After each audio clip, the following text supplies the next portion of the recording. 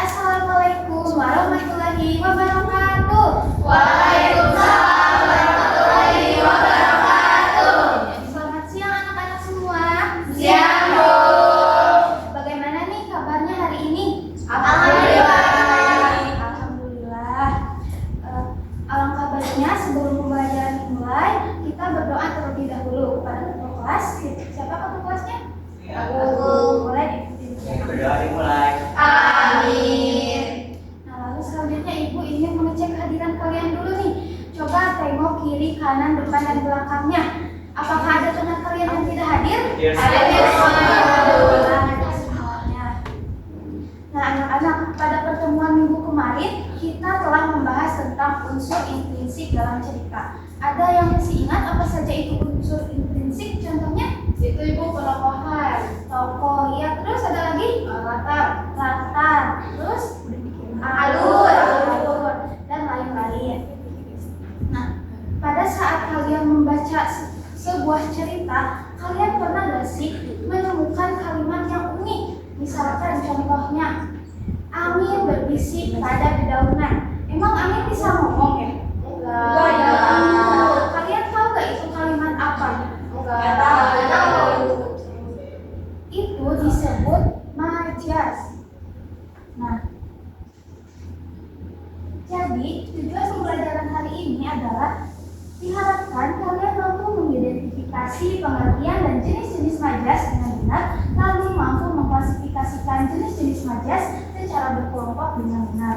Nah, pada kegiatan hari ini kita akan ada pemaparan materi terlebih dahulu mengenai majas, lalu akan ada permainan mencocokkan kartu, lalu nanti ada diskusi dan presentasi. Jadi kalian harus tetap kompak, semangat, dan aktif ya. Oke? Oke, Bu. Baik, sebelum kita lanjut ke materi, Ibu minta kalian rapikan dulu posisi duduknya, siapkan alat tulisnya di meja, dan pandangannya fokus ke depan. Tangannya tidak boleh memainkan apapun. Ya, Bu. Yang pertama ada pengertian majas. Majas adalah gaya bahasa dengan makna kiasan yang dipilih penulis untuk menyampaikan pesan.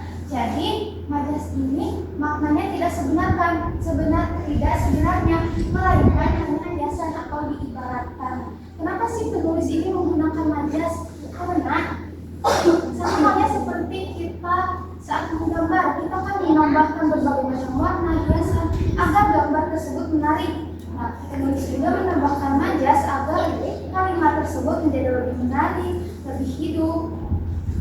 Nah, dengan majas kita sebagai pembaca dapat lebih mudah membayangkan sesuatu dan penulis dapat menyampaikan apa yang dirasakannya dengan lebih jelas. Nah, sampai sini apakah dapat dipahami? Oke, yang selanjutnya ada jenis-jenis majas. Yang pertama ada majas metafora, yaitu majas yang menggunakan kata yang mewakili simbol dari sebutannya. Contohnya, rumah itu habis dilawan si jago merah dalam waktu 2 jam saja. Nah, si jago merah di sini apa? Apakah yang jago berwarna merah? Bukan, betul. Tapi si jago merah di sini adalah simbol atau kata lain dari api. Jadi rumah itu habis terbakar dalam waktu 2 jam saja. Paham? Oke, yang selanjutnya ada majas personifikasi, yaitu majas yang menggunakan sifat manusia dalam menggambarkan sebuah benda. Contohnya, radio itu mendendangkan lagu merdu setiap sore hari. Apakah radio mempunyai mulut untuk bernyanyi? Tidak ya, tapi radio itu diumpamakan memiliki sifat seperti manusia yang dapat mendendangkan atau menyanyikan sebuah lagu. Lalu yang selanjutnya ada majas hiperbola, yakni majas yang menggunakan kata yang bermakna berlebihan untuk menekankan maksud. Jadi kalau dipikir secara logika, itu tuh kayaknya gak mungkin gitu. Contohnya, sesaat setelah peluit pomba dibunyikan, anak itu langsung berlari secepat kilat. Apakah mungkin kita berlari secepat kilat? Tidak ya, karena kan kilat cepat sekali ya. Jadi kilat itu bermakna berlari sangat cepat, seperti kilatan cahaya. Nah, Selanjutnya di sini ibu punya satu kalimat nih. Teriakan Panji menggetarkan seluruh halaman sekolah. Kira-kira kalimat ini termasuk majas apa? Ada yang tahu? Hiperbola, Ibu. Hiperbola, betul. Kenapa kalimat ini masuk ke dalam majas hiperbola? Soalnya menggambarkan ini, Bu, halaman sekolahnya itu, Bu. Tidak mungkinan ya, karena tidak mungkin suara dapat menggetarkan satu halaman sekolah. Nah, untuk mengetahui pemahaman kalian lebih lanjut, ibu akan membagi kalian ke dalam dua kelompok, yaitu kelompok A dan kelompok B. Kelompok A itu adalah kelompok soal dan kelompok B kelompok global.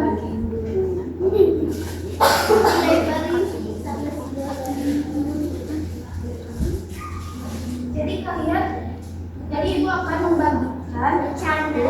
Nah, kartu kelompok A ini adalah kartu yang berisi kalimat-kalimat majas dan kelompok B yang berisi jenis-jenis majas. Jadi nanti anak-anak di kelompok A harus mencari pasangan di kelompok B. Yang mana sih kalimat yang cocok dengan jenis majasnya? Begitupun sebaliknya. Apakah dapat dipahami? Paham. Semuanya berdiri terlebih dahulu.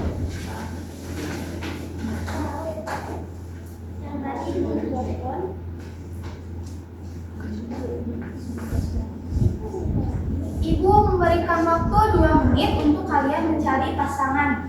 Nah, pada saat kalian mencari pasangan, kalian tidak boleh saling dorong-dorongan, mengerti? Oke, Oke, 1, 2, 3. Mulai. Ibi mah dorong abdi gerak. Oke, waktunya sudah habis. Silakan duduk kembali, duduk lagi ke tempatnya masing-masing. Ilmunya ibu. Sekarang coba siapa yang ingin membacakan maksudnya ke depan? Aku. Oke, Nabila dengan Ira. Ayo. Coba bacakan kalimatnya. Gunung Sinabung memuntahkan isi perutnya. Kira-kira majas apa ini? Personifikasi, Bu. Kenapa majas personifikasi? Soalnya memberi sifat manusia pada benda mati. Kalau menurut Ira, Karena belum diibaratkan seperti manusia yang bisa muntah. apakah benar? Benar. Oke, hebat sekali Ira dan Nabila dari Nabila. Bisa silakan duduk kembali ke tempatnya. Terima kasih Ira dan Nabila. Ibu. Nah, untuk selanjutnya, Ibu mempunyai LKPD. Nah, kalian akan mengerjakan LKPD ini secara berkelompok. Kelompoknya masih sama ya dengan yang tadi, ini kelompok A, ini kelompok B. Nanti di sini berisi cerita. Kalian harus menemukan kalimat-kalimat yang mengandung majas di sini dan nanti memasukkannya ke dalam sini. Apakah kalimat tersebut masuk ke dalam majas metafora, personifikasi atau hiperbola? Mengerti?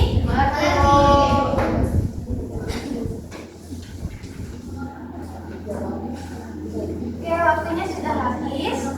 Baik. Sekarang dari kelompok B, siapa yang mau membacakan? Aku. Boleh Rekana. Bacakan hasilnya. Kalimatnya, warnanya merah darah dipakai sebagai simbol untuk menggambarkan warna merah. Itu merupakan majas metafora. Apakah betul? Betul. Boleh dilanjut. Daun-daun melambai. Daun digambarkan bisa melambai seperti manusia. Merupakan majas personifikasi. Betul, anak-anak? Betul. Oke, satu lagi. Jantungku hampir meloncat keluar. Merupakan majas hiperbola karena menunjukkan perasaan terkejut secara berlebihan. Apakah betul? Betul. Tepuk tangan untuk kelompok B. Karena majas telah mengklasifikasikan majas dengan benar. Nah. Baik anak-anak, sebelum pembelajaran berakhir, Ibu ingin minta bantuan dari satu orang anak di sini untuk menyimpulkan pembelajaran hari ini. Siapa yang mau membantu Ibu? Alia, mau? Mau, Bu. Oh iya, boleh Alia. Majas adalah gaya bahasa dengan makna yang mengibaratkan menulis supaya lebih menarik. Hari ini kita telah belajar 3 majas, yaitu majas metafora, majas hiperbola, dan majas personifikasi. Betul sekali, terima kasih Alia. Jadi nanti ketika kita menemukan cerita, kita tidak bingung lagi karena kita sudah mengetahui oh itu namanya majas. Itu untuk mengetahui lebih jauh tentang pemahaman kalian, kalian aja yang harus mengerjakan asesmen terlebih dahulu. Waktu pengerjaannya 2 menit ya. Ingat, dalam mengerjakannya kalian harus jujur dan tidak boleh mencontek ya. Sudah? Sudah banget Ibu. Kan tadi sudah belajar. Ya. Oke, terima kasih ya. Nah, sebelum pulang Ibu punya oleh-oleh terlebih dahulu nih. Oleh-olehnya, jadi nanti ketika di rumah kalian harus menemukan contoh-contoh kalimat majas, baik itu dalam iklan, dalam poster, buku atau lain-lain. Jadi kalian harus menemukan jenis kalimatnya dan jenis majasnya. Nanti di pertemuan selanjutnya itu akan periksa. Oke? Oke, Ibu. Alhamdulillah pembelajaran dari awal sampai akhir sudah dilaksanakan. Untuk ketua kelas silakan dipimpin berdoa. Berdoa dimulai. Amin. Sekian yang dapat Ibu sampaikan. Wassalamualaikum warahmatullahi wabarakatuh. Waalaikumsalam